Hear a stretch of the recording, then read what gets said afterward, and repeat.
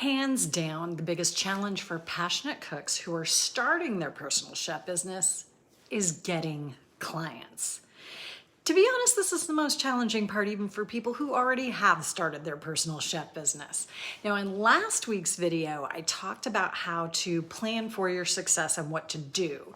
Now, this might have been new and great info for you if you haven't gotten started at all yet. But if you've been trying to get started and can't get finished to the point where you're ready to take clients, or if you've started your personal chef business and you're struggling to get clients, I know why. And if you're honest with yourself, I bet you know why too. Hey there, Chef Shelly here. I've had a successful personal chef business since 2005, and when I'm not cooking for my own clients, I help passionate cooks just like you start your own personal chef business so you can get paid to do what you love, cook on your own terms. You don't have to have gone to culinary school. You don't have to work nights and weekends, restaurant hospitality hours, and you can still make really good money doing it.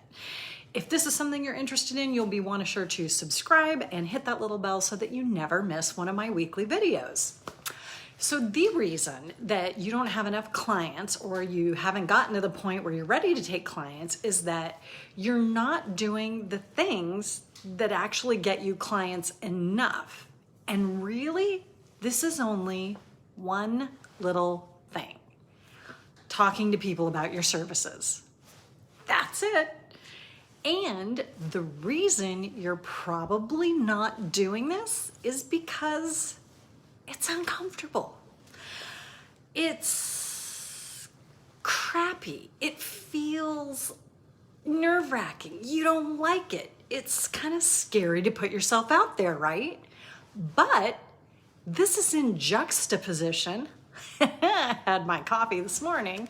This is like the opposite of the fact that you really want to have a personal chef business where you are working and cooking for clients who pay you.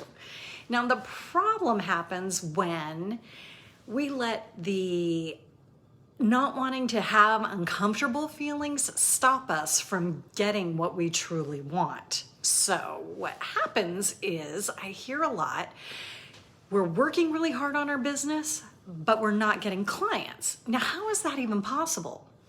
These are some of the things I hear. I'm doing the work, chef. I work 20 hours a week on my business, chef, but I don't have clients. And maybe this is exactly how you feel right now.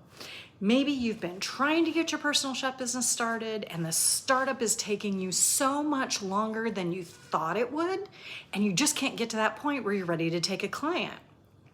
Now, don't get me wrong. If you aren't confident with actually doing the personal chef service, also known as meal prep services, you can download my free guide. There's a link below this video, and practice until you get comfortable. But other than that one thing, and here's some tough talk, literally anybody could walk outside their door or get on the phone or text or whatever and contact somebody right now without a website, without a logo, without a business name, definitely without brand colors, without a new set of German knives, without a chef's coat, without any of that. Just meet someone in real life, call them on the phone, send them a text and say, hey, I will cook you a week's worth of dinners. Is that something you'd be interested in? So in case you are doing a lot of stuff in your business, but you don't have clients and you're trying to get clients and you can't figure it out, here are a list of 10 different things that you might be spending time on that are never going to get you a client. Okay, so let's start with when you're first trying to get started. A big thing can hold you up is overthinking, especially your marketing materials, right? Spending too much time on your business cards, spending too much time coming up with a flyer or even a website, or instead of any of that stuff, instead of just talking to people, right? Something else that kind of falls into this is you can be over researching your competitors, right? Do you keep looking them up, looking at them on the website, trying to figure out how successful they are, thinking about your competition, maybe even feeling bad that you're not doing as well as they might be doing. You know, it makes you second guess your services, your pricing, and everything else that keeps you in a spiral that is going to keep you from actually talking to people about your services. Number 3, perfectionism, especially in your branding. Now, if you've watched my video before on branding, as a personal chef, you don't need branding. Branding is for big companies who can't form direct relationships with their customers, so they have to come up with a brand to give them something they can give to people to feel, to get a feeling about their business. We are the business. People know us, so we already have that built in. But people will strive for getting everything just right, which is just another code word for perfect, which is just another code word for never gonna happen. That could be in your logo, in your business name, even in a color. And that's just another thing that you do not need to actually get a paying client. It doesn't matter. Now, if you already have a personal chef business, then there is a whole bunch of other stuff.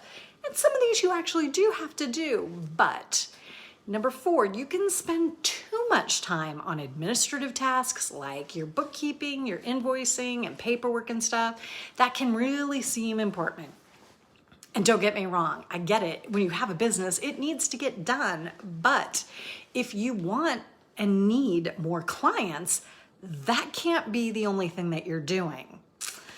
The next one, and this is a big one for people who already have a personal chef business, is advertising. Pay to play, whether it's ads on Facebook or Google, or maybe you're working leads on Thumbtack. If those efforts aren't getting you clients within 30 days, it's just distracting you from actually talking to people. And it can be really discouraging. And the last thing you need as a culinary entrepreneur is more mind drama, making it harder to do your work and get clients. And then for both groups, whether you're just trying to get started or you're trying to get more clients in your current business, social media overload. Yes, social media can be an important marketing tool, although 100% you don't have to use social media in your marketing. We can get caught up in the endless scrolling and taking in content instead of actually doing things on social media to get us clients. So if you don't have a clear strategy, it's just sucking up your time and being a big old distraction. Because again, for social media, you have to have a serious client getting strategy to be successful on it. Next, and we're all a little guilty of this, being passionate foodies who want to cook for other people, getting super detailed and wasting a lot of time on menu planning, spending excessive time perfecting and overcomplicating menus instead of focusing on getting clients. Again, it's just something that you're doing to maybe avoid the uncomfortable feeling of actually talking to someone about your services. Which one of these so far is hitting you the best? Have you had one of these that you know you're diving into a little too deep? Let me know in the comments. So another one that can make it seem like you're doing things to get clients is networking, but not if you're going in without a strategy and objective and you're just making irrelevant small talk, maybe not even talking to people at all. That is just a huge waste of time. And speaking of not having a strategy, another huge thing that I see people who are trying to get clients do is not following up with people who have either reached out to them or maybe people that you already know that might be a good client, but you're either waiting for the right time or waiting until you get a little more experience or waiting until you get that shade of purple just right. Believe me, I know this because I have been there. Shade of purple, right? So when you are getting contacts or you have potential contacts, you need to reach out to them. And if you realize you're putting things off, then this is actually a sign that you are spending more time avoiding being uncomfortable than you are actually trying to get your clients. So you really should return a call as soon as physically possible if someone's reached out to you. And reach out right now if you know someone wants your services. There is no right time. There's only this very moment in time.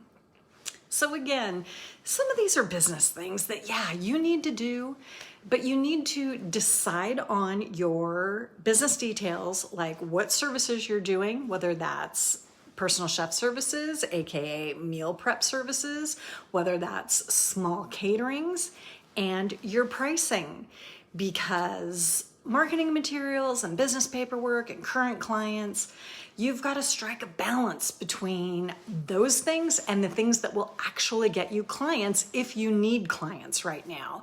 This is just one thing to do. All those other 10 things, one thing to do to get clients.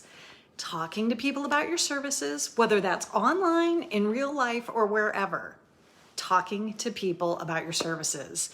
If you don't have those big decisions made, go back and watch my previous 2 videos on creating a focus plan and set a time specifically for the other things that will actually get you clients.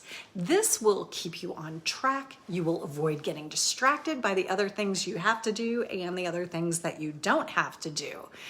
Because then you can work on getting to what you truly want, a successful personal chef business where you're getting paid to do what you love. Because I'm telling you, the clients are out there, they're hungry for what you're cooking. But if you're not telling them what you could do for them, how are they going to find you?